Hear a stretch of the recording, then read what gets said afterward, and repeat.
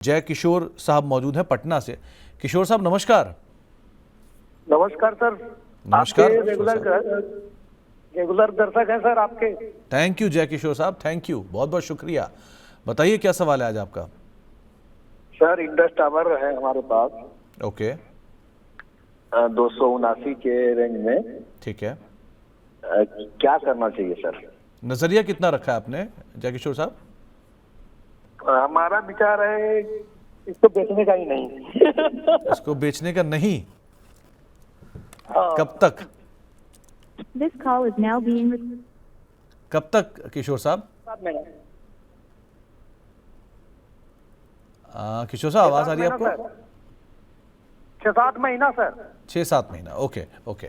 आज इसमें गिरावट वो वोडाफोन वाली खबर की वजह से है, वरना इतना कोई खराब सिचुएशन है नहीं और आपकी खरीदारी तो वैसे ही अच्छे दाम पर है। सो करना क्या चाहिए इसमें प्रदीप सर? इंडस टावर 280 में खरीदारी की है इन्होंने और इन्हें बेचने की इच्छा है नहीं स्टॉक को। सो अब क्या करें? देखिए, मुझे लगता है उनको एक फाइनल स्टॉप लॉस मेंटेन करना है। स्टॉप लॉस रहेगा 340, क्योंकि अगर कभी भी 340 ब्रेक करता है तो ये स्टॉक खराब हो जाएगा। अब इमीडिएटली दो स्टॉप लॉस बनता है, एक तो है 380, लेकिन ये तो स्मॉल जो है ट्रेडिंग के लिए, लेकिन 340 जो होगा ना, ये एकदम इन्वेस्टमेंट पर्सपेक्टिव से होगा। तो मुझे लगता है 340 स्टॉप लॉस के साथ आप बने रहिए। आपको बहुत जल्दी यहाँ पे 420 और एक रेसिस्टेंस है 460 के आसपास। 460 ब्रेक होगा तो फिर यहाँ पे रैली आएगा। तो 460 420 बहुत जल्दी, 420 जैसे ही क्रॉस करेगा 460 तक जा सकता है। तो आपका फाइनल स्टॉप लॉस रहेगा 340। तो 340 आपका एक स्टॉप लॉस रहेगा। निशांत सारंग साहब का एक सवाल आया है लॉयड इंजीनियरिंग पे। 66 रुपए के दाम पे खरीदारी है और आज इसको एक बड़ा ऑर्डर भी मिला है कंपनी को। करना क्या चाहिए इसमें? सर कौन सा स्टॉक बताया आपने? Lloyd engineering.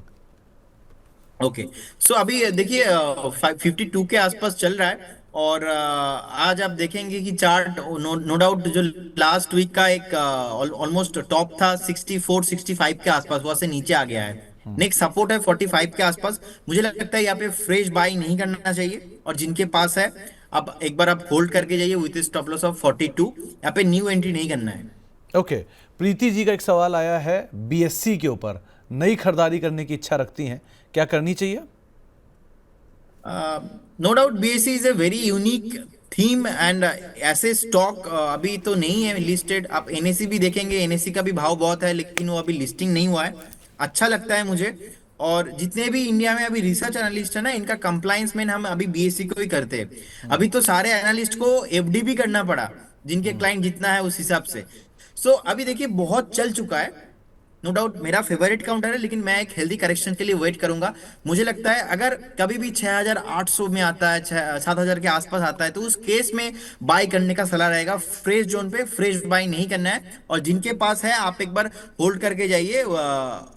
7250 रहेगा आपका स्टॉप लॉस। मुझे लगता है 7250 स्टॉप लॉस में आप रखिए और होल्ड कीजिए। अभी तो ऊपर जा रहा है। अभी जो नेक्स्ट अभी चार्ट में जो पैटर्न आ रहा है, तो नेक्स्ट तो 7650 और 7800 की तरफ बढ़ रहा है, लेकिन फ्रेश बाय यहाँ पे नहीं कर रहा है। तो फ्रेश बाइंग यहाँ पर आपको नहीं करना है, ये आपको एक राय दी गई है बीएससी में। कहीं नीचे 6800 6700 के आसपास मिले तो वहाँ आप खरीदारी करें, वो आपके लिए एक बेटर राय रहेगी। इसके अलावा एक भारती एयरटेल और मुथूट फिनेंस, इन दोनों में क्या करना चाहिए? देखिए भारती एयरटेल नो डाउट मेरा बहुत ही फेवरेट काउंटर है। अभी 1815 के आसपास ट्रेड हो रहा है। आपको यहाँ पे बने रहना है। नेक्स्ट मुझे लगता है कि निफ्टी में जो कंट्रीब्यूशन है और टॉप 10 निफ्टी 50 में कंपनी है, भारती एयरटेल में भी एक कंपनी है। तो एक पर्टिकुलर स्टॉक आप मार्केट कैपिटलाइजेशन के हिसाब से भी देखेंगे, बहुत बढ़िया है। तो मुझे लगता है आपको होल्ड करके जाना है। आपको बहुत जल्दी 2000 के आसपास भाव मिलेंगे। निफ्टी अगर 26,500 27,000 गया ना, तो भारतीय एयरटेल में बहुत इनका भूमिका रहेंगे। और मुथूट फाइनेंस देखिए, मुथूट फाइनेंस है ना, एक शॉर्ट टर्म में एक सेलिंग प्रेशर बना था आज से 3-4 दिन पहले ही। वो सेलिंग प्रेशर अभी भी खत्म नहीं हुआ। मुझे लगता है एक स्टॉप लॉस आपको मेंटेन करना है। स्टॉप लॉस अगर आप ट्रेडिंग पर्सपेक्टिव से देखते हो तो 1980 के आसपास, तो 1980 आपका स्टॉप लॉस रहेगा। मुझे लगता है मुथूट फाइनेंस में भी कुछ प्रॉब्लम नहीं है, बार बार ऐसे ही चलता है, स्टॉक चलता है, उसके बाद थोड़ा बहुत करेक्शंस आता है तो 1980 मुझे लगता है वहां तक नहीं आएंगे। आपको 2020 तक आ सकता है मैक्सिमम, उसके बाद फिर से यहाँ से रैली आ जाएंगे। तो जिनके पास है होल्ड करने का सलाह रहेगा। ना भारती एयरटेल ना मुथूट फाइनेंस, ये दोनों स्टॉक में कोई प्रॉब्लम नहीं है। ओके, गोपाल जी का एक सवाल आया है कि बिरला सॉफ्ट में यहाँ एंट्री कर सकते हैं क्या?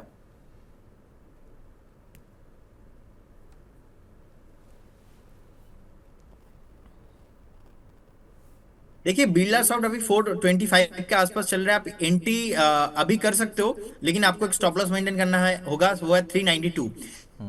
392 आप स्टॉप लॉस मेंटेन कीजिए। मुझे लगता है कि जितना एक डाउन हुआ था लास्ट 2 से 3 महीने में, हमने देखा कि नेक्स्ट जो सपोर्ट था ना, वो पहले का जो बिग सपोर्ट था वो 620 के आसपास, वह उसके बाद नीचे आ गया था। तो अभी फ्रेश रेसिस्टेंस कोई ज्यादा है नहीं इसमें, तो आप बाई करके चल सकते हो। आपका स्टॉप लॉस होगा 380 एंड 380 आप स्टॉप लॉस मेंटेन कीजिए, क्योंकि आप अगर इन्वेस्टमेंट पर्सपेक्टिव से लेते हो तो उस केस में आपको थोड़ा ज्यादा इसमें स्टॉप लॉस रखना पड़ेगा।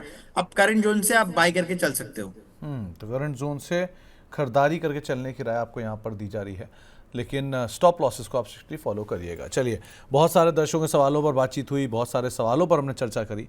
अब बातचीत कर लेते हैं प्रदीप सर की कुछ इंडिविजुअल कॉल्स पर भी, यानी कि चुन चुन के में।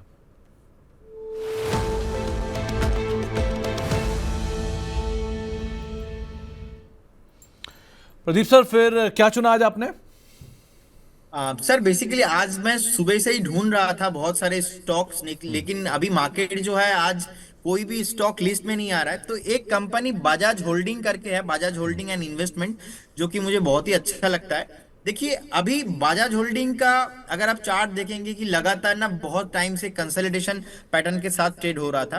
तो मुझे लगता है ये कोई ट्रेडिंग पर्सपेक्टिव कॉल नहीं है, ये एक इन्वेस्टमेंट के हिसाब से आपको लेना है। और इन्वेस्टमेंट आपको मिनिमम, अगर आपके व्यू 1.5 से 2 साल है तभी आपको लेना है, नहीं तो नहीं लेना है। आज 13,780 के आसपास चल रहा है। मुझे लगता है आपको एंट्री लेना चाहिए इस काउंटर में। कभी भी अगर 13,250 से 13,500 के अंदर आपको मिलता है स्टॉक, आपको लेके चलना चाहिए। और आपको एक स्टॉप लॉस भी मेंटेन करना है। स्टॉप लॉस रहेगा आपको 11,250।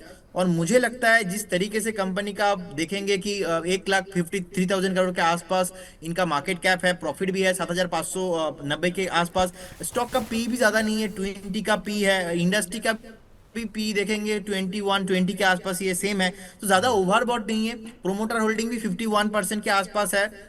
लास्ट 3 साल का सेल्स ग्रोथ भी देखेंगे 55% सीएजीआर के साथ है। तो मुझे लगता है अगर आप इन्वेस्टमेंट पर्सपेक्टिव से सोचते हो तो आपको लेके चलना चाहिए। इस केस में आपका पहला टारगेट होगा 14,500 और सेकंड टारगेट रहेगा मेरा 15,700 के आसपास। तो आपको लेके चलना है। तो फ्रेश यहाँ से आपको खरीदारी नहीं करना है, आपको एक वेट करना है। जिस दिन थोड़ा नीचे मिलेगा 13,200 से 13,500 के आसपास, उस टाइम पे आपको लेना है। और इससे पहले जो मैंने कॉल दिया था मेड प्लस, सेम ये कोई ट्रेडिंग कॉल नहीं है। मैं आज ढूंढ रहा था लेकिन ट्रेडिंग कॉल अभी मुझे नहीं मिला। तो दोनों कॉल ही आपका इन्वेस्टमेंट पर्सपेक्टिव से रहेगा। ये जो बजाज होल्डिंग है आपका व्यू रहेगा 1.5 से 2 साल, और मेड प्लस का जो कॉल था आपको 4 से 5 महीने का होल्डिंग यहाँ पे आपको करना है। तो दोनों ही केसेस में आप लंबी अवधि के लिए रखिएगा। बजाज होल्डिंग 14,500 के टारगेट्स के लिए पहला, 15,700 का दूसरा टारगेट, 11,250 का स्टॉप लॉस रखिएगा, लेकिन लंबी अवधि के लिए रखिएगा। जाने से पहले एक दर्शक और हमारे साथ मौजूद हैं, उनसे भी ज़रा बातचीत कर ली जाए। वो हैं विशाल जैन साहब बैंगलोर से। जैन साहब नमस्कार। नमस्ते सर। नमस्कार जैन साहब, क्या सवाल है आपका? सर मेरा क्वेश्चन था, मेरा रिलायंस दिया हुआ है